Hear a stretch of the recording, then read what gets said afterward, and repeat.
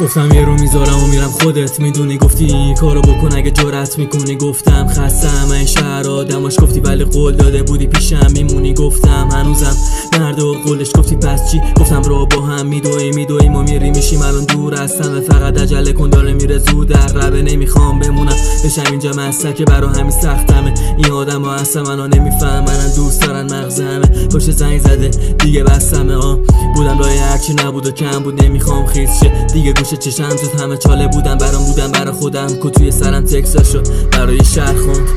نمیگی بهم برگرد گلم خودم هم سردرگمم توی دستم بریز و پاسپورت رو کولم کیف و ساک و چمدونم.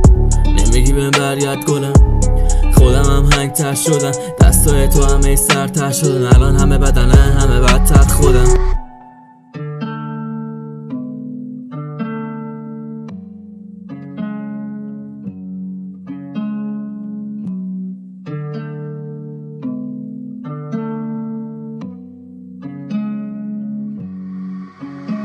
هرکی میبینتم میگه خود درگیره انگار جنگ بودم پرم پشتم میره این همه دویدن و دیدم تشم اینه آخر که دیگم که باشه مخرد میده مخ تعطیل اینجا بمونم که چی بخونم که چی بمونم که چی بگو بهم یه چی که شاید اصلا نرم بمونم. میخوام هم بدونن اینجا مشکل و همشون کمرشی کنم موندن یعنی زدن تبر به جونم. آینده جوون ایرانی منم نمونه شهر و صبح لباس غمم و تنم میکنم شب فکرم قراره که کفم بپوشم چرای همش بهم میگه نرم بمونم ورش ببن سری چمدونم.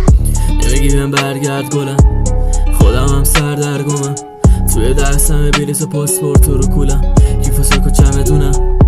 نمیگی بهم برگرد گلم خودم هم هنگ تر شدم دستای تو همه سرتر شدن الان همه بدنه همه بدتر خودم.